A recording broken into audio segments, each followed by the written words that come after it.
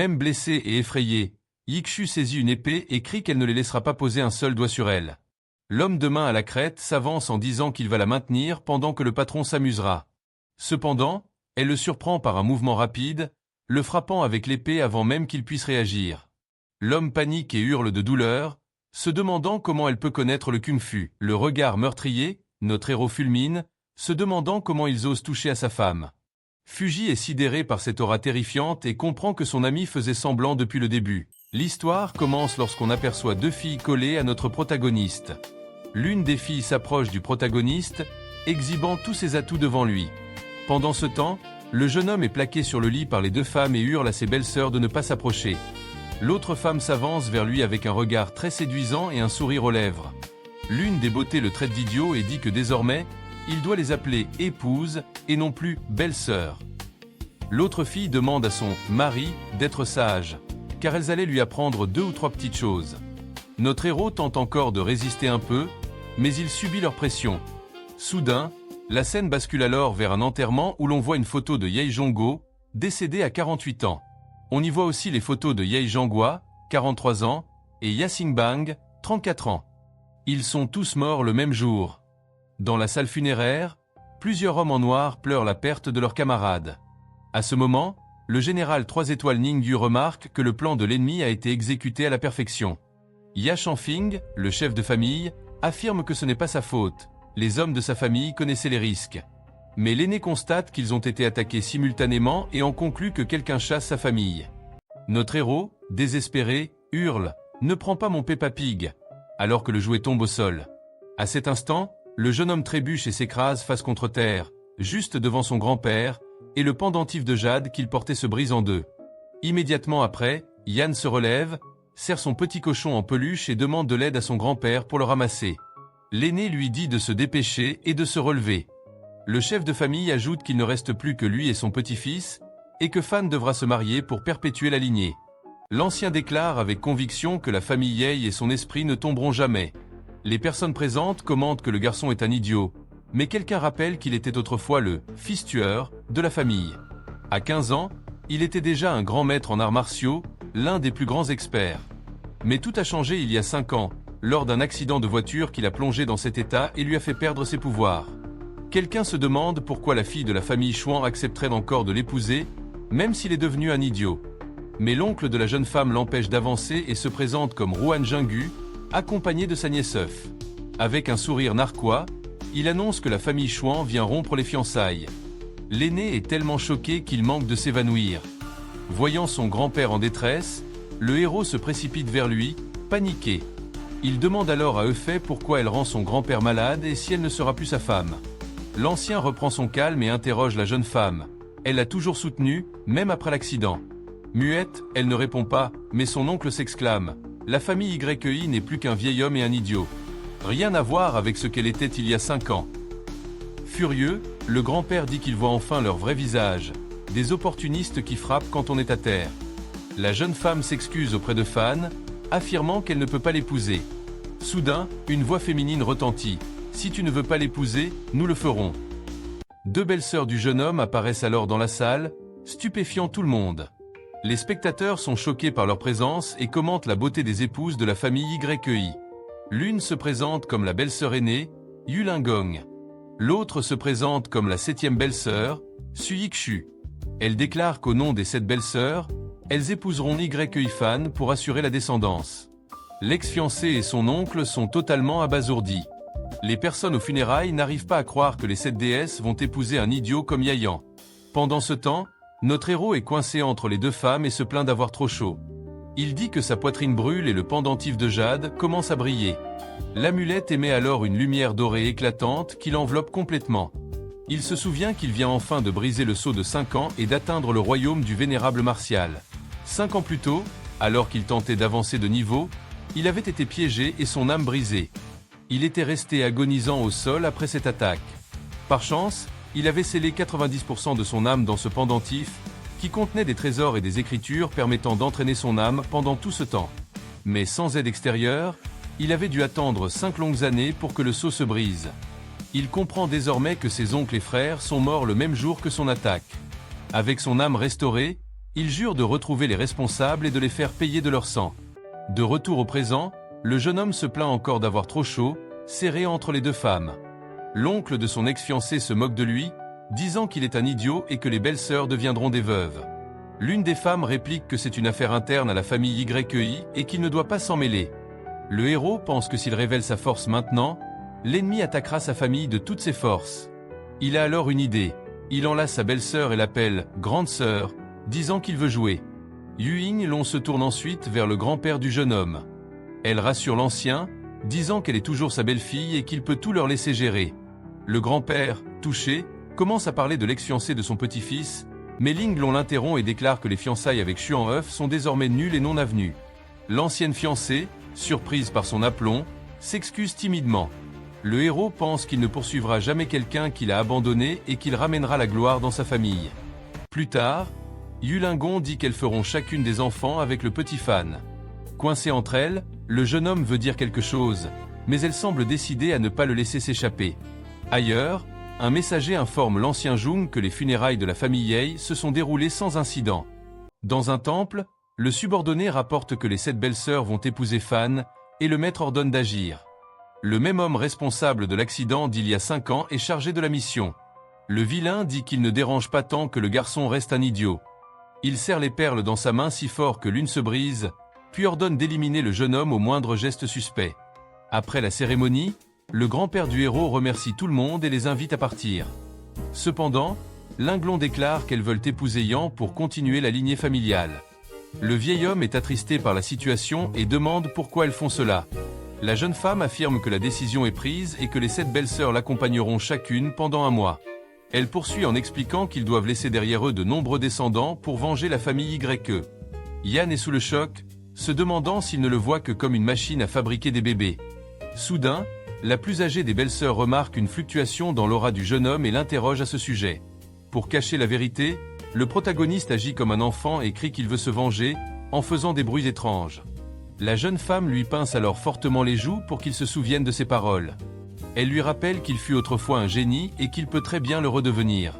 Elle déclare que les 7 jeunes filles pures le suivront pour le reste de leur vie. Il réalise le courage immense qu'il leur a fallu pour accepter de l'épouser, même au risque d'être jugé par la société. La jeune femme pleure et le supplie de se ressaisir pour protéger la famille et venger ses oncles et cousins. Notre héros promet que cette dette de haine sera remboursée. Et Ling Long révèle qu'elle a déjà contacté le saint docteur, le Lei Xianu, pour le soigner. Le grand-père reprend espoir, pensant qu'avec l'aide du saint docteur, son petit-fils pourra peut-être être sauvé. Notre héros remarque que son grand-père souffre de blessures internes et qu'il a besoin d'un traitement urgent. Pour attirer leur attention, il feint l'excitation et dit qu'il veut être soigné par le médecin. Yiki le serre dans ses bras et lui assure qu'il guérira et aura plein de beaux enfants avec elle. Ling Long décide ensuite de poursuivre le plan et dit à Yikshu d'accompagner Yan pendant un mois. Alors que la jeune femme le serre contre elle, le grand-père les remercie pour tout ce qu'elles font pour la famille. La plus âgée répond qu'ils sont une famille et qu'il n'y a pas besoin de formalités. Le vieil homme donne un petit coup au garçon et le prévient de bien traiter la jeune femme, sinon il ne lui pardonnera jamais. Yafan pense que ses 7 belles-sœurs sont désormais ses épouses et qu'il va toutes les choyer. Mais il sait qu'il devra leur faire un peu de peine pendant un moment, juste au moment où Yikshu dit qu'elle va le ramener. À cet instant, la femme mentionne un banquet d'affaires organisé par Zeda Tianlong et dit que c'est une bonne occasion pour lui de sortir. En entendant ce nom, le jeune homme se rappelle l'accident de voiture d'il y a 5 ans, lorsqu'il fut attaqué. Il se souvient des instants douloureux au sol avant de perdre connaissance. Il avait alors aperçu un homme au visage marqué par une cicatrice juste avant de s'évanouir. Le protagoniste se souvient ensuite avoir vu ce même homme cicatrisé à côté de Zhao Tianlong lors des funérailles. Il en conclut que l'accident est lié à la famille Zhao et que sa vengeance commencera avec eux. La scène se déplace ensuite à la résidence de la famille Xuan, où vit l'ancienne fiancée du jeune homme. Là, l'oncle de la jeune femme la gronde parce qu'elle n'est pas prête pour le banquet du jeune maître. La jeune femme, les larmes aux yeux, répond qu'elle n'a pas la tête à faire la fête. Son oncle s'énerve et lui demande si elle pense encore à Yifan, lui disant que la famille Yi est finie. Fatiguée de discuter, la jeune femme accepte d'y aller, et son oncle lui dit de se préparer pour la soirée. Il pense qu'elle est jeune et qu'elle doit faire cela pour le bien de la famille Xuan. Pendant ce temps, la jeune femme est à genoux, complètement dévastée, les yeux remplis de larmes, en pensant au protagoniste. Ailleurs, la belle-sœur du protagoniste lui suggère d'enlever son haut. La jeune femme est impressionnée par sa musculature, malgré son absence d'entraînement depuis longtemps. Notre héros lui demande alors si elle veut toucher, mais elle refuse timidement. Elle lui lance ensuite un costume en disant que c'est la tenue formelle pour le banquet. Elle ajoute qu'il ne peut plus l'appeler belle-sœur, mais par son nom, et il accepte avec joie. Il fait semblant d'être un enfant et se réjouit en disant qu'il est trop heureux avec sa nouvelle épouse. La jeune femme pense à la manière dont il a été abandonné par sa fiancée au moment le plus sombre de sa vie. Elle jure alors de lui offrir toute son affection et de ne plus jamais le laisser souffrir. Dans une étreinte chaleureuse, elle déclare que désormais, elle sera son unique épouse pour toujours. Notre héros la félicite et dit que sa femme, Yikshu, est la meilleure de toutes. Mais soudain, la jeune femme ressent quelque chose d'étrange, et son corps commence à chauffer. Elle s'écrie que son corps devient incroyablement brûlant et bizarre, tandis qu'elle se met à transpirer abondamment. Puis une énergie dorée commence à être absorbée par le corps du protagoniste. Notre héros comprend que sa capacité spéciale est toujours en lui après tout ce temps. Il explique que cette mystérieuse flamme est le secret qui lui a permis d'atteindre le royaume de grand maître à 15 ans. Même sans contact direct, cette flamme accélère sa cultivation d'innombrables fois, ce qui est plutôt pratique puisque le chanceux a maintenant cette épouse. Soudain, un serviteur appelle la jeune femme, disant que le chef de famille la cherche, et dans la surprise, elle pousse le protagoniste. Le serviteur l'informe que le chef et le second maître l'attendent et qu'elle doit venir immédiatement. Yikshu se demande si elle va être jugée par sa famille. L'homme semble mal à l'aise, mais elle paraît confiante et dit qu'elle est prête à affronter ce qui l'attend. Notre héros, pensant que la famille issue la condamne, décide d'aller voir ce qui se passe. Lorsqu'elle arrive, elle trouve une table remplie d'hommes qui la fixent avec désapprobation, lui demandant si elle a perdu la tête. Yikshu s'assoit calmement à la tête de la table. L'un des hommes, le second maître Suminga, lui hurle dessus pour avoir épousé un idiot et entraîné la famille dans sa chute. La jeune femme répond qu'elle a ses propres plans, mais son frère l'accuse de vouloir couler la famille. Caché à proximité, le protagoniste voit que sa femme est blâmée par sa famille à cause de lui. Un ancien crie qu'elle est insolente et doit être expulsée immédiatement du clan, et tous les hommes à table acceptent de l'exclure pour sa décision. Le second maître ordonne à son frère aîné de contrôler sa fille. Cependant, le chef de la famille intervient. Le chef de la famille Su Hongai, dit qu'il soutient la décision de sa fille. Émue, elle l'appelle « père », reconnaissante qu'il la défende. Son père rappelle à tous que 30 ans plus tôt, la famille YI les a sauvés de la faillite. Il affirme ensuite que sa fille n'a rien fait de mal et dit à tous ceux qui ne sont pas d'accord de partir. Soudain, les téléphones de tous les membres de la famille se mettent à sonner en même temps. Quelqu'un annonce qu'un fournisseur refuse de travailler avec eux, et d'autres reçoivent de mauvaises nouvelles également. Le chef de famille comprend qu'ils sont en train d'être punis. Le second maître se plaint que ce n'est pas le moment d'être sentimental et que leur partenariat avec la famille Chaya est en danger. Mais le père de la jeune femme est tiraillé entre rembourser une dette de gratitude et entraîner sa famille dans les ennuis. Son oncle la blâme ensuite pour tout, disant que la famille sera ruinée à cause d'elle. Elle répond que la famille Chaya sera présente au banquet et qu'elle sécurisera le partenariat pour protéger tout le monde. Yikshu déclare qu'elle aura à la fois la morale et les bénéfices, et elle met au défi quiconque ne croit pas en elle de vendre ses parts et de partir. Elle affirme qu'elle n'empêchera personne de s'en aller. Depuis sa cachette, notre héros sourit, fier de sa femme, Yiku. Arrivé au banquet, il se demande quel membre de la famille Chaya sera présent pour tenter de l'aider. Soudain, un groupe d'hommes apparaît et l'un d'eux lui demande ce que fait cet idiot ici. Le protagoniste reconnaît Jayan Long, venu chercher des ennuis. Jayan Long crache dans son propre verre puis jette le mégot de sa cigarette dans le vin. Ces hommes commencent eux aussi à jeter des choses dégoûtantes dans le verre. Le type tend ensuite la boisson de bienvenue au protagoniste. Ces hommes l'encerclent, l'incitant à boire pour remercier Frère Long. Le protagoniste prend le verre et fait semblant d'être impressionné par le raffinement de la boisson qu'ils ont préparée. À cela, Jiao Tianlong et ses sbires éclatent de rire, voyant qu'ils jouent les idiots. Notre héros arrête alors une femme de ménage qui passait et déclare que la boisson manque d'ingrédients. À la surprise générale, il prend l'eau sale du seau à serpillière et la verse dans le verre. Jiao Tianlong et ses amis filment toute la scène, impatients de montrer l'ancien prodige en train de boire de l'eau sale. Mais soudain, le protagoniste saisit Jiao Taeyong à la gorge d'une poigne d'acier et dit que les bonnes choses se partagent, avant de le forcer à boire le mélange. Le petit playboy s'étouffe et vomit la mixture répugnante sur le sol tandis que ses sbires regardent la scène avec horreur. Jiao jure qu'il détruira le protagoniste pour l'avoir humilié. Mais Téfan fait semblant de ne rien comprendre et demande si la boisson n'était pas bonne. Il explique que sa femme ne lui permet pas de boire, alors il n'a fait que rendre l'appareil. Notre héros pense qu'un type comme ça, c'est du gâteau à gérer. Il a beaucoup appris en 5 ans. Le playboy ordonne alors à ses sbires de le passer à tabac. Au moment où il s'apprête à attaquer, une voix mystérieuse ordonne à tout le monde d'arrêter. Soudain, Wang Fugi surgit en hurlant, demandant qui ose toucher à son frère Fan. Il ne perd pas une seconde et attrape les sbires par la tête avant qu'ils ne puissent réagir. Le colosse cogne leur crâne l'un contre l'autre. Le playboy en costume rose reste figé, pointant du doigt et bégayant quand il reconnaît l'intrus, demandant ce qu'il fait ici. Le nouveau venu se présente comme Wang Fugi, le meilleur ami de Y Fan, et déclare fermement qu'il veille maintenant sur notre héros. Yayan se rappelle avoir grandi avec Fugi, qu'il a toujours protégé pendant toutes ces années à jouer l'idiot. Il se jure qu'un jour, il remboursera cette loyauté. Les méchants, eux, savent que Fugi est l'un des meilleurs combattants de la ville. Terrifiés, ils murmurent qu'ils ne veulent pas affronter le Bahamut. Avec 2 sbires au sol, inconscients, le playboy et son ami blond décident de prendre la fuite. Mais en s'enfuyant, le rival pense avec rage que Fugi ne pourra pas protéger l'idiot éternellement, et qu'il lui volera quand même sa femme. Une fois le danger écarté, Fugi dit qu'il a déjà entendu parler du chaos qui s'est produit au banquet. Il attrape immédiatement Effan dans une étreinte d'ours, plaisantant en disant que, cette belle épouse, ça rendrait n'importe quel homme fou de bonheur. Notre héros manque de s'étouffer, indigné qu'on le prenne pour un pervers, et tente de se dégager. Fugi insiste que c'est exactement ce qu'il est, ignorant totalement le malaise de son ami. Mais son expression change soudainement. Ses yeux se plissent comme s'il avait senti quelque chose de suspect. Il se penche vers la poitrine de Yan et commence à renifler son costume.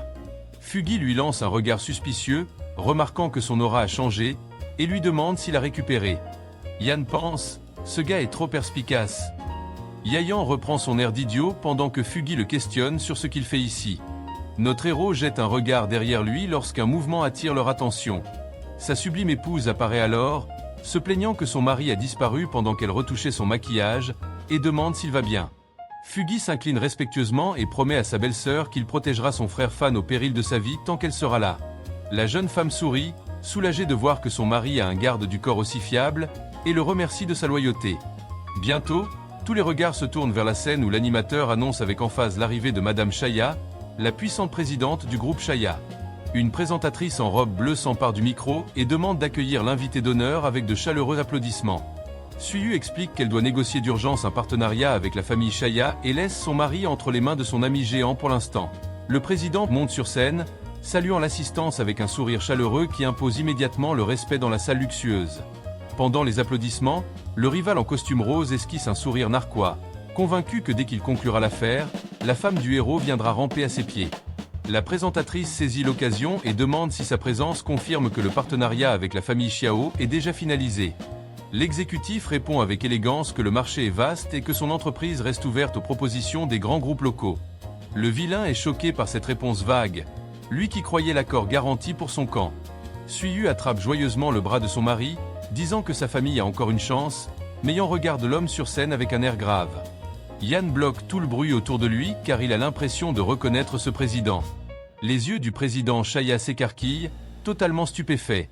Il reconnaît le visage de celui qui lui a sauvé la vie autrefois. La tension monte tandis que tout le monde observe, incrédule, le grand patron descendre de la scène en marchant droit vers notre héros. Il ignore tout le monde, avançant d'un pas déterminé jusqu'à se retrouver face à Yan. Contre toute attente, le président prend la main du MC avec reconnaissance et déclare qu'il a enfin retrouvé le divin docteur qui lui a sauvé la vie. Le playboy de la famille Jiao fulmine en voyant la scène, se demandant pourquoi un homme aussi puissant prêterait attention à un simple idiot. Incapable de contenir sa jalousie, il intervient en criant que le président se trompe, car Yan n'est qu'un simple d'esprit. Il s'approche et murmure qu'il vaudrait mieux que le président ne s'associe pas avec la famille Y, car ils sont ruinés et croulent sous les problèmes. Mais le président Chaya ne veut rien entendre. Il lui hurle dessus qu'il ne se trompe absolument pas. Il explique ensuite qu'il y a 5 ans, il était à l'agonie et qu'il a été sauvé par ce brillant jeune docteur. Suyu intervient en précisant que son fiancé a eu un accident de voiture à cette époque, ce qui explique ses quelques troubles mentaux. L'exécutif comprend alors que l'accident a eu lieu juste après le sauvetage, ce qui rend sa dette envers Yan encore plus grande. Déterminé à rendre l'appareil, il ignore le rival et demande si Miss accepterait un partenariat exclusif avec son entreprise. Le jaloux en costume rose panique, disant que la famille suait sur liste noire et que cela pourrait entacher la réputation du groupe Chaya.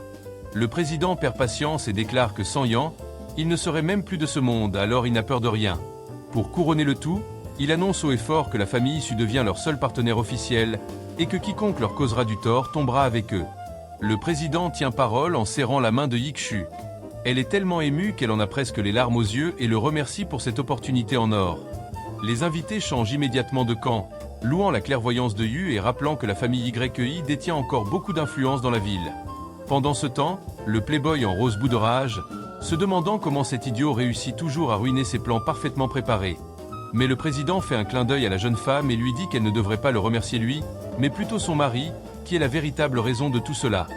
Yayan prend son air le plus naïf, faisant semblant de ne rien comprendre, tandis que sa femme le regarde, rougissante, réalisant qu'il a sauvé. Sous l'impulsion, elle se jette dans ses bras pour le remercier affectueusement. Yayan sourit, satisfait, en pensant que toutes ces humiliations et cette comédie en valaient la peine rien que pour la protéger.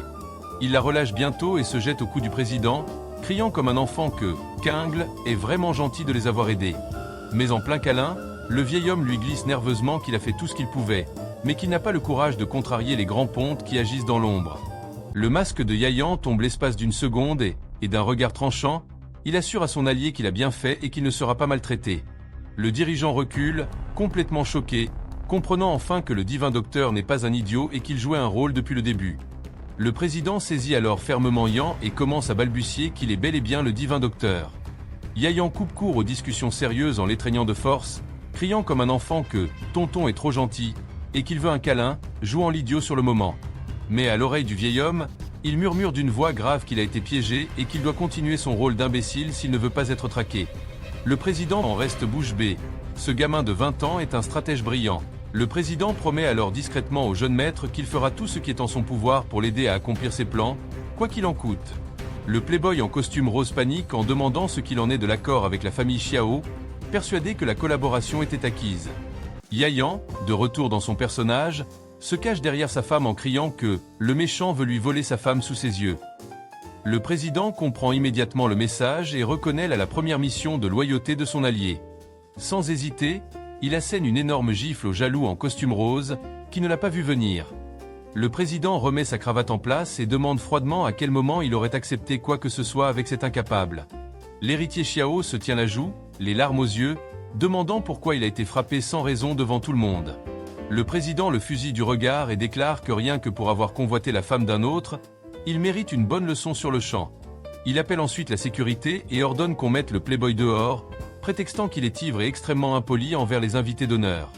Le type hurle qu'il n'a rien bu, mais personne ne l'écoute. Une fois le déchet sorti, le président invite le couple dans un endroit plus calme pour finaliser l'accord en paix. À l'extérieur, l'humilié est soutenu par ses sbires, tremblant de rage d'avoir été jeté à la rue comme un moins que rien. Il essuie son visage, furieux, et blâme notre héros pour tout, jurant que Y-Fan paiera très cher l'humiliation de ce soir. C'est alors que son ami blond s'approche avec un sourire mauvais et demande si les hommes de main sont prêts pour l'attaque.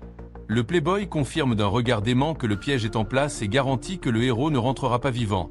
Pendant que la conspiration se met en marche, la voiture rouge du couple glisse tranquillement dans les rues désertes de la ville, ignorant le danger. À l'intérieur, un silence étrange s'installe tandis que Yikshi conduit. Incapable de détacher son regard de son mari, elle observe son profil éclairé par la nuit et se demande, choquée, comment elle n'a jamais remarqué à quel point il était beau. Son visage devient rouge comme une pivoine, son cœur bat plus vite, elle est complètement amoureuse. Yayan garde son air mystérieux et confiant, sans se douter qu'elle le dévore des yeux. Il finit toutefois par briser la glace en posant une main sur sa cuisse et en lui demandant franchement si elle le trouve très beau. Elle essaie de rester calme en balbutiant, mais notre héros la taquine. Si elle aime ce qu'elle voit, elle peut avoir un... L'imagination de la jeune femme s'emballe. Elle se met à fantasmer qu'elle doit absolument avoir un enfant avec son innocent mari. Elle serre le volant, nerveuse, imaginant la honte qu'elle ressentira quand elle devra apprendre au petit naïf comment faire un bébé. Voyant son agitation, Yem pose une main sur sa cuisse et lui transfère un peu d'énergie spirituelle, lui demandant pourquoi elle est si rouge. Le contact magique agit instantanément. Yiku laisse échapper un léger gémissement en sentant une chaleur intense et agréable envahir tout son corps. La voiture dérape légèrement lorsqu'elle perd le contrôle de ses sens, submergée par ce moment brûlant. Yayan remarque qu'elle se comporte étrangement. À chaque contact intime avec lui, Elle ressent cette énergie chaude parcourir son corps. Notre héros devient pensif et commence à suspecter que le secret pour retrouver ses pouvoirs monstrueux pourrait être le contact physique avec elle. La jeune femme, elle, s'en moque totalement. Tout ce qu'elle voit, c'est qu'elle a tiré le gros lot. Son mari magnifique est désormais entièrement à elle. Follement amoureuse, elle l'enlace et déclare qu'il lui appartient et qu'ils doivent absolument faire un bébé immédiatement. Mais l'ambiance romantique se brise d'un coup lorsque les yeux de Yann se durcissent, il sent une intention meurtrière. Il invente une excuse bidon, disant qu'il doit aller faire pipi dans les buissons, et demande à sa femme d'arrêter la voiture. Elle accepte, encore un peu chamboulée. Il sort du véhicule, lui fait un grand signe idiot et lui dit d'attendre une minute. Caché dans l'ombre, le playboy observe de loin et n'arrive pas à croire sa chance en voyant l'imbécile s'éloigner seul, loin de la sécurité de la voiture. Avec un sourire sinistre, il ordonne à ses hommes de le suivre et de l'éliminer dans la forêt sombre sans laisser de traces. Sous la lumière de la lune, un groupe de types fouille les bois sombres à la lampe torche. Le chef de l'équipe est furieux, hurlant que leur cible a disparu trop vite. Il repère alors un homme en costume debout non loin. Le méchant attrape l'épaule du jeune homme, croyant avoir rattrapé le fugitif, et dit « Cette fois, tu ne t'échapperas pas ». Mais quand le jeune homme couvert de taches de rousseur se retourne, il réalise qu'il s'est trompé de personne. Agacé, le chef le relâche et demande s'il a vu quelqu'un habillé comme lui passer par là. Le jeune homme pointe au loin aimant, disant que la cible est partie derrière les rochers. Toute la bande s'élance dans la direction indiquée, tandis que leur chef marmonne ce qu'il fera à la fille lorsqu'il l'aura attrapée. Dès qu'ils disparaissent, un sourire sinistre s'étire sur le visage de notre héros déguisé. Yayan observe froidement les imbéciles courir plus profondément dans la forêt, suivant la fausse piste. Soudain, le chef s'arrête, sentant que quelque chose cloche, et réalise qu'il s'est fait avoir comme un débutant. Notre héros apparaît juste derrière lui, disant que ce n'était pas un piège, mais que le fugitif a laissé un message. Le criminel se retourne et demande lequel. Avec un regard meurtrier, Yayan révèle que le message était de les éliminer tous. Le chef gèle de peur en voyant ce regard psychotique, incapable de réagir. Sans perdre une seconde, notre MC se déplace à une vitesse folle, abattant les 3 hommes de main en un clin d'œil. Terrifié, le chef recule, demandant qui diable est ce type mystérieux. Notre héros s'arrête et demande s'ils sont vraiment assez bêtes pour ne pas le reconnaître. À ce moment, il commence à tirer la peau de son visage, arrachant le déguisement qu'il portait tout ce temps. En voyant son vrai visage, le chef devient livide. C'est le même Y-fan qu'il avait toujours méprisé. La terreur pure envahit ses yeux. Il vient de comprendre qu'il s'en est pris à la mauvaise personne. Tremblant, il pointe un doigt vers lui, hurlant qu'il faisait semblant d'être lent d'esprit toutes ces années. Il comprend enfin que ce gamin est un maître en arts martiaux et que sa vie est finie. Avec un sourire sombre, Yayan fixe sa proie et lui dit que leurs crimes vont bien au-delà de simples insultes. Puis il pointe l'homme balafré, reconnaissant son visage depuis une ancienne scène d'accident. Désespéré, le sbire se met à pleurer et à supplier, rejetant toute la faute sur le jeune maître qui avait donné l'ordre. Ignorant ses pleurnicheries, notre MC concentre une quantité monstrueuse d'énergie dans sa main, qui s'enflamme instantanément. Sans la moindre pitié, il déclenche une attaque brûlante qui réduit l'ennemi en cendres. Le spectacle est trop pour le chef, qui s'effondre au sol. Et disons simplement qu'il a un petit accident de peur en voyant cette technique infernale. Yayan explique calmement que son énergie vitale possède l'attribut d'un feu incendiaire.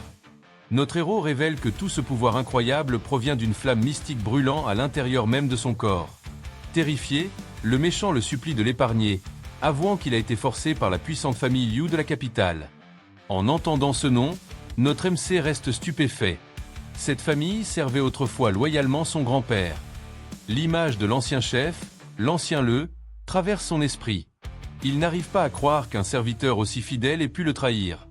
Le voyou continue en disant que l'ordre final venait d'une personne encore plus importante et influente à Shangjing. Perdant patience, notre MC l'attrape par la gorge, exigeant de savoir qui est ce mystérieux commanditaire. À peine capable de respirer, le lâche jure qu'il ne connaît pas son nom, qu'il ne fait que suivre des ordres transmis par la chaîne de commandement. Soulevé par le coup, le chef de gang pleure et promet que, s'il est épargné, il n'en parlera à personne.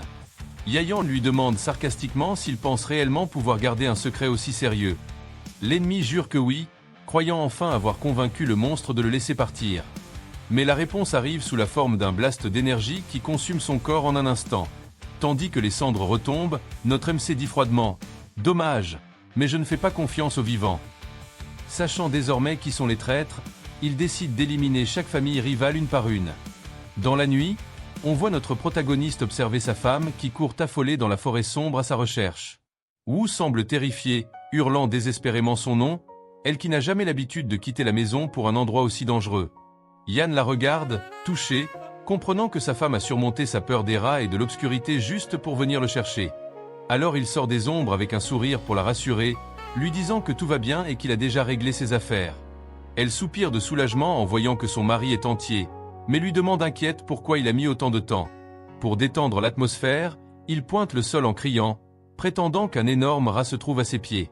La jeune femme saute dans les bras de son mari, morte de peur, et demande où est passé ce prétendu rat géant.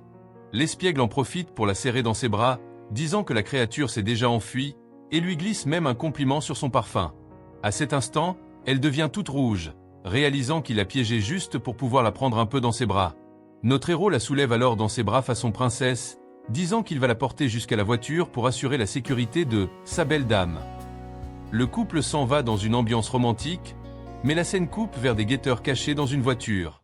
Les espions, confus, voient le protagoniste repartir indemne et se demandent ce qui est arrivé au jeune maître Jiao.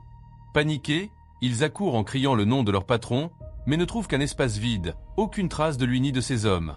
La nouvelle arrive rapidement au manoir de la famille Xiao, où c'est le chaos total après la disparition soudaine de l'héritier. Le chef du clan Place explose de rage, exigeant de savoir comment 2 personnes vivantes ont pu disparaître comme ça. Les subordonnés tremblent en expliquant que 100 hommes ont fouillé le parc et la rivière 8 fois sans trouver le moindre indice. Ils rapportent aussi qu'un mystérieux expert a mis tout le monde à terre en 2 minutes et a enlevé les cibles avec une facilité extrême. En sueur froide, le vieil Duchamp se demande si la famille y a engagé quelqu'un ou si les fantômes d'il y a 5 ans sont revenus. Il hurle ensuite l'ordre de reprendre les recherches immédiatement et de signaler tout indice trouvé. En marchant dans le couloir, le méchant déplore la disparition de son bras droit et regrette de ne pas avoir éliminé Yan il y a des années. Lorsqu'il ouvre la porte de son bureau, il se fiche complètement. Quelqu'un est assis calmement à son bureau en l'attendant. Le vieil homme pointe un doigt tremblant et hurle, exigeant de savoir qui ose s'introduire ainsi chez lui. Yayan affiche un sourire sinistre et lui répond qu'il est la personne qu'il a tenté de faire disparaître il y a 5 ans. Le vieux traître est choqué. Il comprend que notre héros n'était pas dupe, mais jouait en réalité l'idiot depuis tout ce temps. Pris de panique, il tente d'appeler à l'aide, mais un objet fend l'air avant qu'il puisse crier. Un stylo traverse sa main et la cloue contre le mur, le faisant hurler de douleur. Le cri est immédiatement étouffé par un tissu qui recouvre sa bouche. Yayan le prévient froidement que s'il répond honnêtement, il souffrira un peu moins. Le captif se débat, terrorisé, à peine capable de respirer. Notre héros lui demande si Tianlong a trouvé la mort par sa main, et se moque, lui demandant pourquoi il garderait un assassin pour fêter la nouvelle année. Tremblant, le vieux avoue qu'il ne faisait qu'obéir à des ordres venus d'en haut. Le protagoniste le coupe et exige de savoir qui, en dehors des familles Wong et Li, sert la famille Lu. Le captif avoue que seules ces 2 familles le font, mais prévient qu'il existe des experts cachés qui surveillent le clan YEI. Yayan insiste pour connaître l'identité du véritable chef derrière la famille Lu. Le vieux dit ne connaître qu'un certain jeune maître Zhou, ajoutant que leur pouvoir est immense, au point de décider du gouverneur de la ville. Il ajoute qu'il est impossible de les vaincre. Notre héros saisit le vieil homme par le cou et lui dit de ne pas se soucier de ça. L'homme hurle qu'il a encore un indice. Le MC lui ordonne de parler vite. Le traître révèle qu'ils ont attaqué la famille YEI non seulement pour le pouvoir mais aussi pour trouver un objet très particulier. En entendant cela, notre héros resserre sa prise autour de son cou et exige de savoir quel objet c'est. Mais l'homme bave de terreur, jurant qu'il n'en sait rien, qu'il n'est qu'un pion dans leur jeu. Yafan perd patience et lui dit que s'il ne sait rien d'utile, il n'a aucune raison de continuer à respirer. D'un geste rapide, notre héros libère une énergie dorée et élimine l'ennemi sur le champ, ne laissant aucune trace.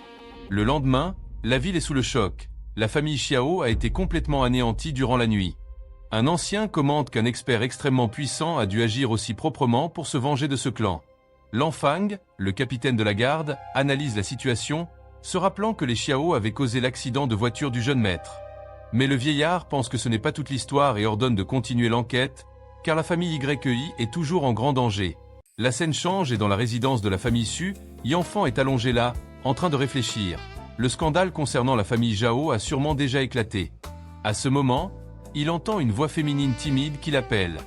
Il lève les yeux et voit Yixi dans une magnifique robe, lui demandant si elle est belle.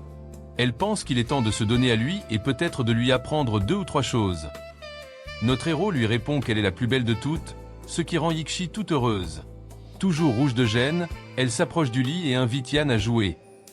Il fait semblant de ne pas comprendre et lui demande ce qu'ils sont censés faire exactement, ce qui la rend encore plus embarrassée. La jeune femme finit par avouer d'un coup qu'ils vont dormir ensemble, pour qu'elle puisse avoir son bébé. Yan plaisante en disant qu'ils dorment déjà, mais elle lui répond que ce n'est pas ce genre de dormir dont elle parle. Le héros lui demande alors comment ça fonctionne, et Yikshi devient toute maladroite, incapable de l'expliquer. Honteuse, elle lui donne une petite tape et le traite d'agaçant. Juste après, elle se rapproche encore et lui dit « D'abord, il faut enlever les vêtements ». Le garçon commence donc à se déshabiller et lui demande pourquoi elle n'en fait pas autant. Il se plaint que ce n'est pas juste, ce qui la panique complètement. Yikshi attrape alors fermement son visage, l'embrasse et lui dit de simplement la suivre. À partir de là, les deux deviennent très proches et l'ambiance devient intense. Yikshi commence à avoir très chaud, à transpirer, et une énergie étrange se met à tournoyer autour d'eux. Le héros réalise alors que sa force est en train d'augmenter encore une fois. Il trouve ça génial et pense que les pouvoirs de Yikshi ont dû évoluer aussi. Pendant ce temps, dehors, les gardes entendent tout et commencent à discuter de l'énergie du garçon. L'un d'eux dit que mademoiselle Su sera bénie et qu'ils forment un couple parfait. De retour dans la chambre, notre garçon remercie Yikshi d'avoir toujours soutenu la famille YEI. Yan déclare ensuite que, désormais, elle est sa femme et qu'il la protégera de tout. On passe au manoir de la famille Su. Un jeune homme arrive et demande à son père s'il pense que Yan est derrière l'attaque contre la famille Zhao. L'homme âgé, furieux, ordonne à son fils de se taire immédiatement.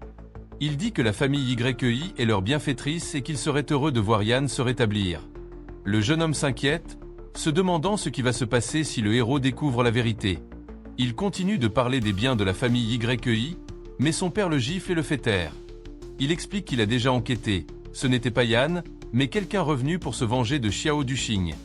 Le fils est sous le choc et demande qui peut bien être cet expert de niveau grand maître. Une image lui traverse l'esprit. Le père révèle alors que son nom est Fanny.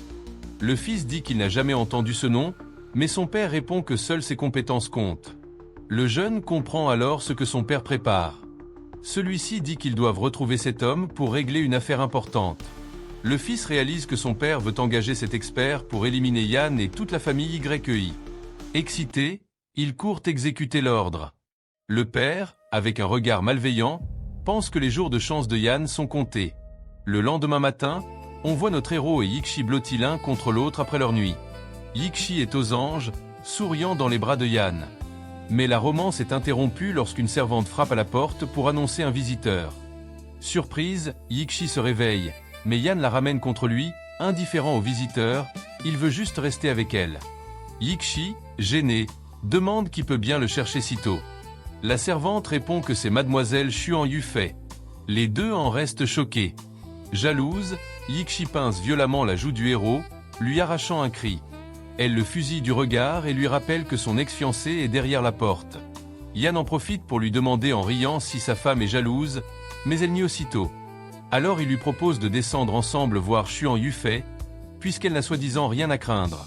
Le couple s'habille et sort, bras dessus bras dessous. Dehors, l'ex-fiancé les fixe, le visage sombre. En voyant à quel point ils forment un beau couple, Yufei ressent un pincement au cœur. Yikshi attaque aussitôt. Pourquoi est-elle revenue? Est-ce pour se moquer de Yan encore une fois? Yufei s'approche et dit qu'elle est venue s'excuser, expliquant que c'était la faute de son oncle. Le héros pense qu'elle a effectivement une personnalité faible et a probablement été forcée. Une voiture de luxe arrive. Un jeune homme appelle Xuan Yufei. C'est le Nian, maître de la famille Li. Il la prend par le bras et l'invite au cinéma, ce qui la surprend complètement. Elle s'énerve, demandant qui lui a dit qu'elle était là, elle devine déjà que c'est son oncle. Yan est furieux, il était sur le point de lui pardonner, mais elle semble avoir choisi la famille Li, ses ennemis. Yikshi pense qu'il doit être dévasté. Elle se place devant lui et accuse Yufei d'être venue juste pour fanfaronner, pas pour s'excuser. Yikshi déclare alors qu'elle est la femme des fans, et dit à Yufei de ne plus l'approcher. Pour rendre les choses claires, elle se tourne vers Yan et, sans hésiter, l'embrasse passionnément devant tout le monde. Yufei est complètement choqué. Ils ont clairement atteint un niveau d'intimité bien plus profond. Le baiser continue, laissant l'ex-fiancée muette et incapable de réagir. Avec un air victorieux, Yikshi lui dit de partir pour son propre bien. Le héros passe son bras autour de Yikshi et dit que puisqu'elle ne le voulait pas, il appartient désormais à une autre. Il ajoute même, en la narguant, qu'il a cette femme et qu'elles sont toutes bien plus belles qu'elle. Brisé, Xuan Yufei répond que si Yan est heureux, alors c'est tout ce qui compte. Les larmes aux yeux, elle leur souhaite du bonheur et s'en va, complètement détruite. Le Nian, perdu, l'appelle et tente de comprendre, mais Yufei le repousse violemment, faisant tomber le bouquet qu'il tenait. Elle s'enfuit et le prétendant court derrière elle. Yan regarde la scène en pensant que certaines erreurs, une fois faites, ne peuvent jamais être réparées. Au manoir de la famille Lou, quelqu'un demande si ce Chaya a perdu la tête. L'Iran, le chef de famille, est furieux qu'il se soit rangé du côté de la famille YEI et ait coopéré avec le groupe Su. Un subordonné explique qu'il devait rembourser une dette de vie. Le chef s'en moque et décide de faire un exemple. La famille Su doit être éliminée. Il ordonne de s'allier aux familles Wong et Li pour détruire le groupe Su et ruiner la réputation de Yikshi. Avec un sourire cruel, il pense que cette fois, il verra bien qui osera soutenir la famille YEI. Dans la scène suivante, Fugi dit au revoir à Yikshi au manoir et promet de bien prendre soin de notre héros. Pendant ce temps, la femme de notre MC dit à N d'être sage et lui promet de venir le chercher après le travail. Notre héros lui fait signe de la main en lui rappelant de ne pas oublier de venir le récupérer plus tard. Et ainsi, tous deux quittent le manoir. Mais dès qu'ils se retrouvent seuls, Fugi dit à notre héros d'arrêter de jouer la comédie puisqu'il n'y a plus personne autour. Tout excité, il complimente la performance de son ami au banquet, jouant l'idiot pour tromper tout le monde. En plus de ça, le grand gaillard lui demande si la chute de la famille Xiao est aussi son œuvre. Yan se dit intérieurement que son ami est bien trop perspicace. Mais l'expression de notre héros devient sérieuse. Il sait que sa famille a de nombreux ennemis et qu'il ne peut pas entraîner Fugi dans tout ça. Il recommence donc à jouer l'idiot, montre ses poches vides et laisse son ami complètement perplexe. Fugi, frustré, lui dit que s'il ne veut pas en parler, tant pis. Il jouera le jeu et fera semblant de croire qu'il est toujours un simplet. Changeant de sujet, il annonce qu'il va emmener notre héros dans un endroit où ils allaient autrefois, pour se souvenir du bon vieux temps. L'ami s'imagine aussitôt un endroit rempli de femmes magnifiques se pressant autour de notre héros. Yayan, en revanche, commence à paniquer, pensant qu'il ne peut pas aller dans ce genre d'endroit. Il est marié maintenant. Mais Fugi balaie son inquiétude d'un revers de la main et lui dit qu'il comprendra une fois sur place. Ils arrivent finalement à destination, un grand bâtiment en plein centre-ville. Fuguet lui demande alors s'il se souvient de l'endroit, rappelant qu'il venait ici tout le temps autrefois. Yayan est choqué de réaliser qu'il se trouve en réalité au marché noir souterrain de la ville. Cet endroit compte 3 niveaux souterrains et est le plus grand de la ville, rempli de toutes sortes de trésors rares que l'argent peut acheter. Notre héros s'enthousiasme, pensant que c'est l'occasion parfaite de mettre la main sur de belles trouvailles. En voyant cela, Fugu sourit. Son ami se souvient du chemin, ce qui prouve qu'il s'est réellement rétabli. Mais Effan sait que son ami est perspicace et que, malgré les apparences, il a probablement déjà deviné ses véritables intentions. Les deux commencent alors à se frayer un chemin dans le marché bondé. Le grand gaillard propose d'acheter tout ce que notre héros veut, mais ce dernier pense qu'il n'y a rien de vraiment intéressant dans cette zone. C'est pourquoi il décide d'utiliser un art secret qu'il a appris, l'étrange œil démoniaque. Cette capacité lui permet de voir l'essence véritable des choses, ce qui en fait l'outil parfait pour repérer des trésors cachés. Grâce à ses yeux spéciaux, il repère rapidement une gemme et une orbe dorée dégageant des auras incroyablement puissantes. Cette orbe est une pilule de vitalité, un objet rare qui aide à atteindre le niveau de grand maître. Fugi choisit un cristal violet pour la femme de Yayan, mais notre héros pense que la pilule est le cadeau parfait pour son ami. Il ramasse donc une pierre à l'apparence insignifiante et fait semblant de vouloir l'emporter chez lui pour jouer avec un chaton. Le vendeur dit alors que s'il achète une autre pierre, il lui offrira la petite gratuitement. Il pense que ce caillou ne sert qu'à caler une table bancale et que tromper ce simplet sera un jeu d'enfant. Mais notre héros lui demande d'emballer la pierre avec un autre cristal, annonçant que le vieux Wong paie l'addition. Fugi est confus et dit que sa femme va se mettre en colère s'il ramène cette pierre inutile à la maison. Notre héros lui rappelle alors sa promesse, et son ami, embarrassé, accepte à contre-cœur d'acheter le tout. Un instant plus tard, Yan remet la pierre noire à Fugi et lui dit que le cadeau est en réalité pour lui. Alors qu'ils marchent, ils entendent une conversation parlant de l'embauche d'un expert puissant pour éliminer la famille Yi. Notre héros est à la fois choqué et furieux en entendant cette nouvelle inattendue concernant ses ennemis. Deux hommes discutent en disant quel dommage c'est, car la famille YEI a été complètement anéantie pour avoir défié le maître. En entendant cela, notre héros, le visage grave, se demande si ses ennemis sont déjà passés à l'action. Mais il se dit que maintenant qu'il s'est éveillé, il ne laissera pas le cerveau derrière tout cela réussir. Voyant le changement chez son ami, Fugu s'inquiète et lui demande ce qui ne va pas. Mais Yann recommence aussitôt à jouer l'idiot et propose soudainement à son ami d'essayer la pierre qu'il a achetée. Fugu refuse immédiatement, disant que c'est une pierre, pas un bonbon. Mais notre héros insiste. Il essaie alors de lui fourrer la pierre dans la bouche, tandis que Fuji le supplie d'arrêter de plaisanter. À la surprise générale, sous la force de sa morsure, Fuji brise la pierre en plusieurs morceaux. À sa stupéfaction, il découvre qu'une pilule de vitalité était cachée à l'intérieur. Cette pilule augmente les chances de progresser de 70%, et il se demande comment elle a pu se retrouver là. Soudain, le téléphone de Yann sonne, et son ami le félicite d'avoir été assez malin pour trouver cet objet. À l'autre bout du fil se trouve le président Xiao, qui souhaite présenter à notre héros des personnes importantes. Une demi-heure plus tard, il se retrouve devant l'hôtel royal, où le président arrive pour faire les présentations. Il présente alors 2 membres de la famille Shaya ainsi qu'un homme nommé Li Yue. Disons que ce sont des affaires douteuses. Cet homme est Liu, le parrain du milieu criminel de Cloud City, et il se met au service du jeune maître Yi. Le président présente ensuite le gouverneur Sunny, qui propose d'aider notre héros pour tout ce dont il aurait besoin. Mais notre héros continue de jouer l'idiot et dit à tout le monde que son ami Fugi a mangé une pierre. Cela rend le gouverneur suspicieux, trouvant la situation très étrange. Fugu joue alors le jeu et les remercie au nom de son ami, tandis que notre héros prétend simplement vouloir plus à manger. Mais l'ambiance est brisée lorsqu'un homme accourt avec de mauvaises nouvelles, annonçant que les hommes de Wulolong sont après Yikshu. En entendant cela, l'aura de notre héros explose de rage, en voyant tout ce qui se trouve sur la table voler dans les airs. Son ami Fugi et le président Xiao sont choqués par ce changement soudain d'attitude. Même Li Wu et le gouverneur sont effrayés par la pression qu'il libère brusquement. Le regard meurtrier, notre héros fulmine, se demandant comment ils osent toucher à sa femme. Fuji est sidéré par cette aura terrifiante et comprend que son ami faisait semblant depuis le début. Notre héros bondit alors de la table et crie qu'il va sauver sa femme, Yikshu. Immédiatement, le président Xiao saisit son téléphone et ordonne à tout le monde de se mobiliser pour protéger la jeune femme. Pendant ce temps, dans les rues de la ville, la voiture de Yiku est poursuivie par plusieurs véhicules. À l'intérieur, ses gardes du corps sont tendus, car ils n'arrivent pas à semer leurs poursuivants. La jeune femme, déjà blessée, crie au chauffeur de continuer et de ne s'arrêter sous aucun prétexte. Couverte de coups, Yikshu hurle qu'elle préfère affronter la mort plutôt que d'être humiliée par ces types. Soudain, leur voiture est violemment percutée par un autre véhicule à grande vitesse. Le conducteur, furieux, crie que les ennemis les ont volontairement percutés. Sous l'impact, la voiture blanche se met à tourner de façon incontrôlable au milieu de la rue. Pour aggraver la situation, un autre véhicule arrive à toute vitesse et un garde du corps crie de faire attention. Il se retrouve coincé dans une ruelle sans issue et le chauffeur dit qu'elle doit s'échapper. Elle refuse, disant que c'est trop dangereux. Ces hommes insistent, voulant rendre la gentillesse de la famille Su.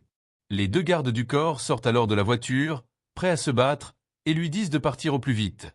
La jeune femme s'enfuit en leur demandant d'être prudents et en promettant d'aller chercher de l'aide. Mais alors qu'elle court, l'un de ses protecteurs est frappé, et elle se retourne, horrifiée. Juste après, 2 voyous armés de couteaux lui barrent la route et lui disent qu'elle ne s'échappera pas. Elle est désormais complètement acculée. L'un de ses gardes du corps crie désespérément aux voyous de reculer et de laisser partir la jeune femme. Il est horrifié de voir ses camarades se faire éliminer facilement par les ennemis. Puis le chef des hommes de main, connu sous le nom de Wulolong, apparaît et se plaint qu'il n'ait pas encore sécurisé les cibles. En un clin d'œil, les voyous restant en cercle et neutralisent le dernier garde du corps de Yikshu. Wulolong s'approche d'elle avec un sourire malveillant et lui dit d'arrêter de se débattre et de simplement s'amuser avec lui. L'un de ses hommes lui rappelle que l'ordre des supérieurs est de l'éliminer et que la torturer lui vaudrait une grande reconnaissance. Même blessée et effrayée, Yikshu saisit une épée et crie qu'elle ne les laissera pas poser un seul doigt sur elle. L'homme de main à la crête s'avance en disant qu'il va la maintenir pendant que le patron s'amusera. Cependant, elle le surprend par un mouvement rapide, le frappant avec l'épée avant même qu'il puisse réagir. L'homme panique et hurle de douleur, se demandant comment elle peut connaître le kung-fu. Yikshu elle-même est surprise par sa propre force et se demande comment elle est soudainement devenue si forte et si rapide. Elle se souvient alors de la nuit qu'elle a passée avec Ifan et de l'énergie qui a parcouru son corps. Avec cette prise de conscience, Yiku est certaine que si elle est devenue plus forte, Yann doit être encore plus puissant et qu'il fait simplement semblant d'être un idiot. Agacé par ce retournement de situation, le chef ordonne à ses hommes de l'éliminer immédiatement pour éviter tout autre problème. Les hommes de main se rapprochent de Yikshu qui, bien que coincé, leur crie de ne pas s'approcher. Cependant, l'un d'eux attaque de toutes ses forces et projette son arme loin d'elle. À terre, sans issue, elle fait face aux 3 voyous qui se préparent à porter le coup final. Les larmes aux yeux, Yikshu dit mentalement adieu à son mari bien-aimé, et fend. Et c'est alors que l'un des hommes de main, avec un sourire cruel, s'apprête à asséner le coup fatal à la jeune femme. Mais soudain, une voix familière crie à sa femme de ne pas avoir peur, car il est venu la sauver. À une vitesse incroyable, notre héros apparaît et abat tous les voyous d'un seul coup. Yikshu a du mal à croire ce qui vient de se passer, car l'attaque qui devait mettre fin à sa vie n'a jamais eu lieu. Très vite, elle voit Efan debout devant elle, tel un véritable héros qui vient de la sauver du danger. Il la serre fort dans ses bras et lui demande si elle va bien, tandis que Yikshu, encore sous le choc, lui demande si elle est en train de rêver. La jeune femme réalise qu'il s'est réveillé et est folle de joie, car la famille YI est enfin en sécurité. Yayan lui sourit, mais pense intérieurement qu'il ne peut pas encore révéler toute la vérité sur son rétablissement. Il recommence donc à faire l'idiot et lui demande de quoi elle parle, laissant Yikshu confuse. Cependant, le chef des voyous, Woon, se remet du choc et crie furieusement qu'il va les éliminer tous les deux. Face à cette menace, l'expression d'Efan change complètement, révélant sa véritable intention meurtrière. L'arme d'Ishu en main, notre héros se prépare au combat. Agissant comme un enfant en colère, il crie que ce sont de mauvaises personnes et qui ne feront pas de mal à sa femme. Il fonce droit sur Oulolon. La brute est totalement abasourdie par la force absurde venant de quelqu'un qu'il prenait pour un idiot.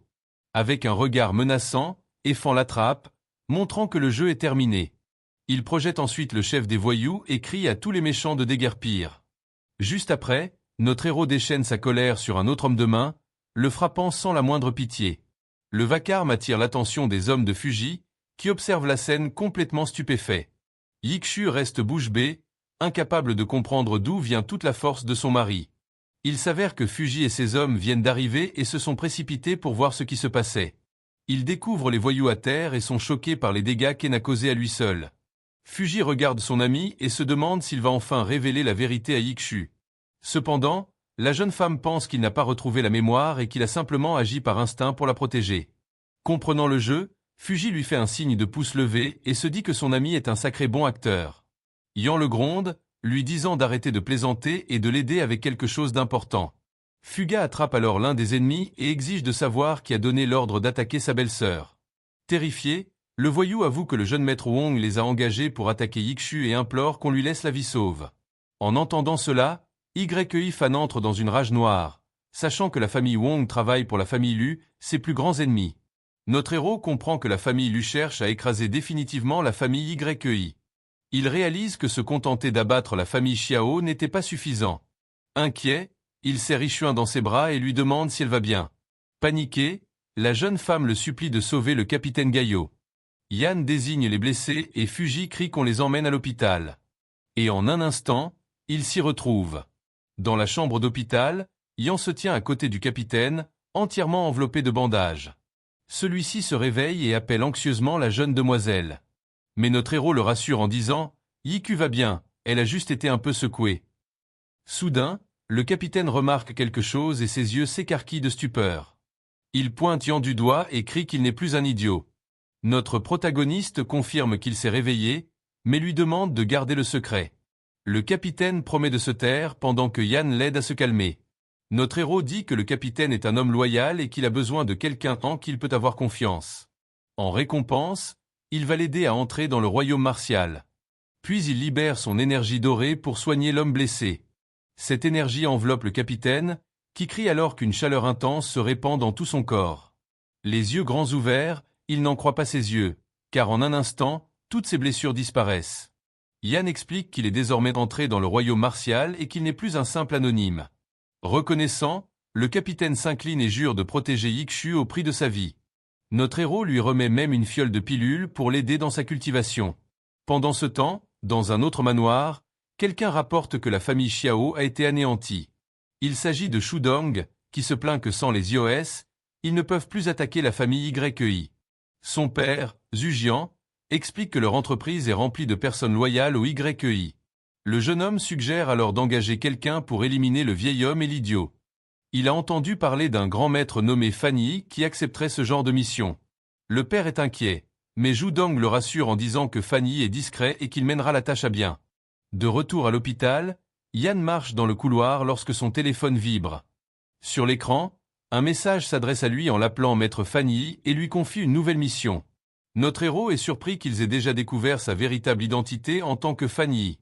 Ses yeux s'embrasent alors d'une fureur pure lorsqu'il lit les détails de la mission, car le travail consiste tout simplement à éliminer lui-même et son grand-père de la famille YEI. Il accepte donc la mission, fixe un rendez-vous pour récupérer la récompense d'1 milliard et décide qu'il est temps de recouvrer une autre dette. La scène passe ensuite à une boîte de nuit luxueuse au cœur de la ville. À l'intérieur se trouve Wong Sha, le chef de la famille Wong, en train de se détendre avec 2 filles.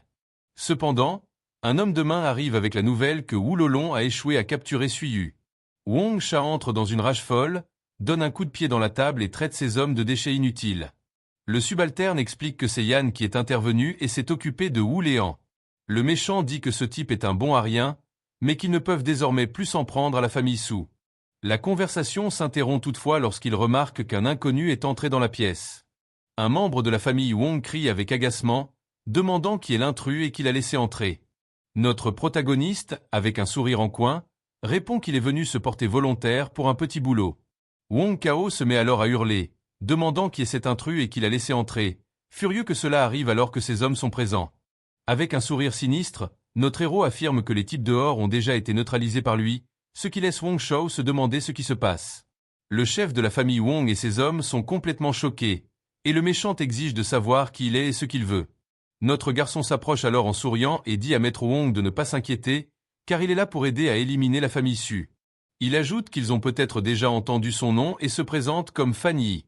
Les hommes de main réalisent alors qu'il s'agit du grand maître qui a anéanti la famille Zhou. Wong Sha est fou de joie et dit que c'est formidable d'avoir le grand maître Fan dans leur camp, lui demandant ce qu'il veut en échange. Avec un regard sérieux, notre héros demande 2 milliards et affirme qu'il peut faire disparaître le groupe Su de ce monde, ce qui laisse Wong Shao abasourdi. Le chef de la famille Wong crie que 2 milliards, c'est beaucoup trop, puisque la valeur totale du clan n'est que de 10 milliards. Il demande comment il pourrait obtenir une telle somme.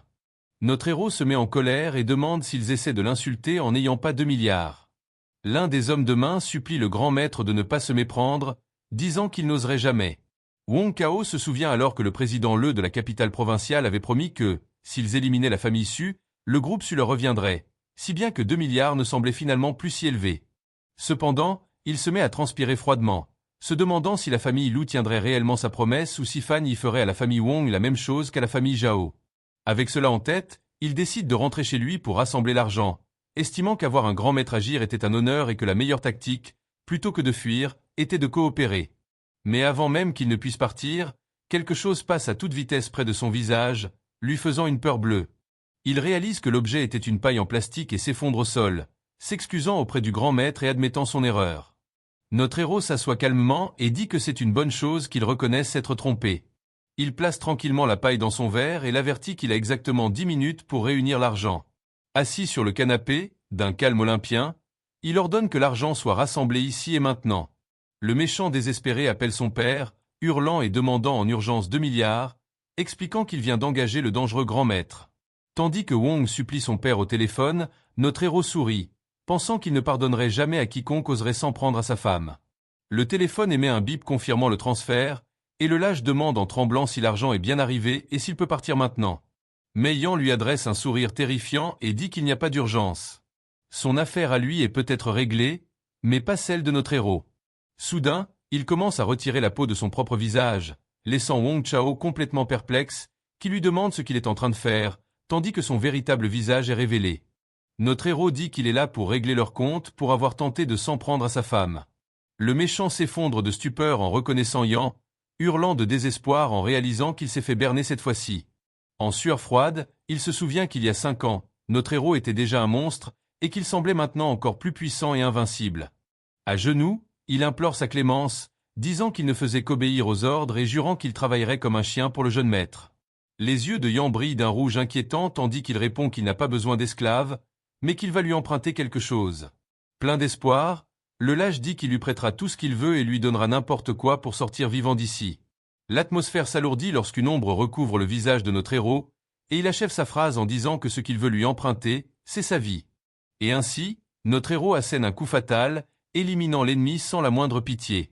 Même dans ces derniers instants, Wong Chau maudit notre héros pour avoir trompé tout le monde avec sa comédie.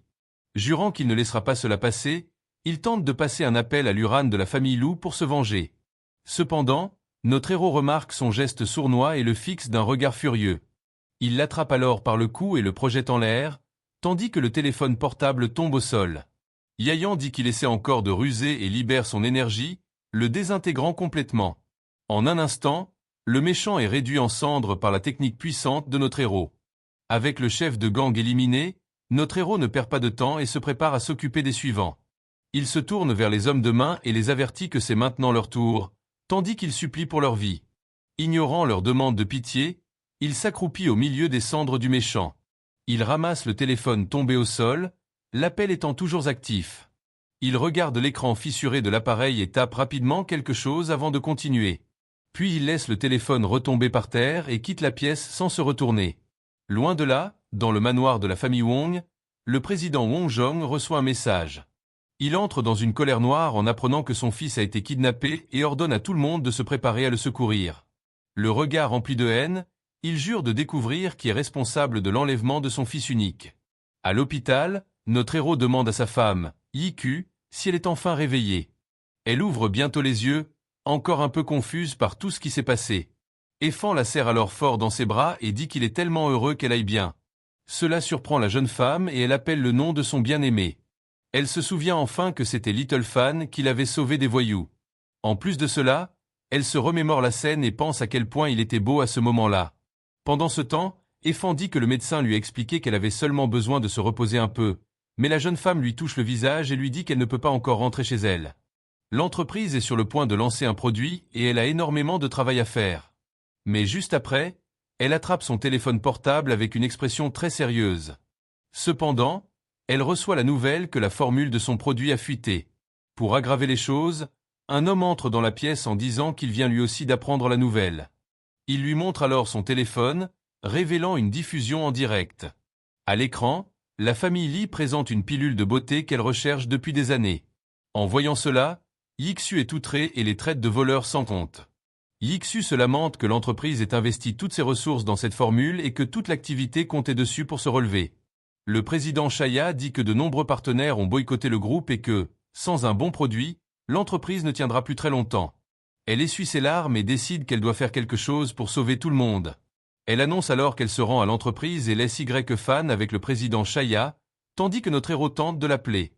Notre garçon pense en lui-même que ce n'est qu'une formule de pilule et que n'importe quelle recette qu'il pourrait sortir de sa tête serait déjà incroyable. Cependant, Chaya demande comment elle pourrait jamais le croire, et Yann sait que, pour les autres, il n'est encore qu'un idiot. Mais soudain, notre protagoniste a une idée brillante pour tout résoudre. Il se souvient que Linglong voulait un médecin pour le soigner et que le docteur Le Chianju est une sommité. Avec un sourire confiant, il dit qu'il n'y aura aucun problème pour convaincre le médecin. À ce moment-là, son téléphone se met à sonner et il répond. À l'autre bout du fil, son ex-fiancée Euf pleure et lui demande une faveur, et il se demande pourquoi elle sonne ainsi. Yayan lui demande alors ce qui s'est passé et qu'il a maltraité, car il irait les frapper pour la défendre. La jeune femme répond d'une voix étouffée qu'il est le seul à l'avoir jamais traitée avec sincérité. Elle est assise sur son lit, l'air très triste et vulnérable face à la situation. Puis elle révèle que son oncle veut la forcer à épouser Li Yunyang et supplie Yann de la sauver. Entendre à nouveau le nom de Li Yunyang met notre héros hors de lui, puisque cet homme a déjà nui à la famille Yei et veut maintenant s'imposer à Euf. Avec un sourire, il dit à son ex-fiancé de venir le chercher, car il l'aidera à donner une leçon à ce type. Peu de temps après, Euf le retrouve et tous deux se tiennent devant un bâtiment. Le visage triste, elle l'appelle frère Fan. Semblant pleine de regrets, elle explique que son oncle l'a forcé à rompre les fiançailles parce que son père avait besoin d'argent pour son traitement. Notre héros se souvient que son père a eu un accident et que son oncle contrôle désormais l'entreprise et les finances de la famille. Elle lui déclare son amour, disant qu'elle l'a toujours aimé et qu'elle l'a attendu pendant 5 longues années. Il pense alors que, malgré tout, il a un but plus important à accomplir et décide simplement de se laisser porter par les événements. Soudain, quelqu'un annonce que la mariée arrive et demande au maître Li d'aller l'accueillir. Avec un sourire confiant, notre héros la prend par le bras et dit « C'est l'heure du spectacle ». Le Yunyang reçoit des félicitations pour ses fiançailles, pensant en lui-même que Xuan Yufi devra finir dans son lit. De plus, il prévoit de s'emparer du pouvoir derrière sa mère, et alors la famille Lu ne sera plus rien. Soudain, la mariée s'approche et appelle son nom alors qu'il fantasme déjà à son sujet, mais il est choqué de voir que c'est en réalité Yan qui accompagne la jeune femme. Li Yunyang entre alors dans une rage noire et demande pourquoi elle a amené cet idiot à la fête. À ce moment-là, une voix l'interrompt et son ami Fuji sort d'une voiture, l'air très agacé. Il l'avertit que le nom de son frère est Yan et le menace de le gifler s'il le traite encore d'idiot. Mais Li Yunyang ricane, disant que la famille YEI est finie et que le vieil homme et l'idiot allaient bientôt passer l'arme à gauche. Sans hésiter une seconde, Fuji tient parole et lui assène une violente gifle en plein visage. Le marié tombe au sol en hurlant de colère, tandis que Fuji le fixe d'un regard menaçant. Le grand gaillard pense en lui-même qu'il n'a pas peur d'un déchet sans aucune force martiale comme lui. Dans la salle de réception, l'annonceur dit que le couple entre et tout le monde se tourne pour regarder. Cependant, les invités se demandent pourquoi l'idiot de la famille Ye accompagne la mariée. Les rumeurs commencent et tout le monde commente que la famille Li est complètement humiliée. Le père du marié interroge alors l'oncle d'œuf, qui prétend ne rien savoir. Sur ce, l'oncle s'approche de sa nièce et lui demande ce qu'elle croit faire. Mais la jeune femme l'ignore totalement, déterminée à aller jusqu'au bout de son plan. Il s'irrite et lui ordonne de présenter ses excuses au maître Li pour son ignorance. Cependant, elle et notre héros montent sur scène et elle annonce qu'elle a quelque chose à dire. Elle révèle alors que l'idée de rompre avec la famille YEI venait de son oncle. De plus, Euf dit qu'ils sont amoureux depuis l'enfance et demande la bénédiction de tous. Notre protagoniste pense que si elle avait eu ce courage plus tôt, elle ne serait pas dans cette situation. À ces mots, le marié, le Yunyang, devient fou de rage et écrase les fleurs qu'il tenait. Puis il hurle, demandant comment elle ose demander une bénédiction avec un autre homme lors de leur fête de fiançailles. Les invités commentent que la famille Li subit une humiliation majeure avec cette trahison. La tension est si palpable que quelqu'un laisse même tomber un verre de vin, qui se brise sur le sol. Le père du marié est furieux et exige des explications de l'oncle pour cette humiliation. L'oncle tente de calmer la situation, disant que ce n'est qu'un malentendu. Il se tourne vers sa nièce et lui crie qu'elle s'attire de très gros ennuis. Mais Euf dit qu'elle a tout bien réfléchi et qu'épouser le marié qu'il a arrangé serait le véritable gros problème. Elle regarde notre héros et dit qu'elle l'a amené pour que tout le monde connaisse la vérité. En pleurant, elle déclare qu'elle l'aimera pour toujours, même s'il reste un idiot toute sa vie. Notre protagoniste pense qu'elle essaie de profiter de cette occasion pour gravir les échelons du pouvoir, mais qu'il est déjà trop tard. Le marié Yunyang reste sans voix devant l'audace du couple et crache par terre. Fou de rage, il les traite de couple adultère et ordonne à ses agents de sécurité de les saisir.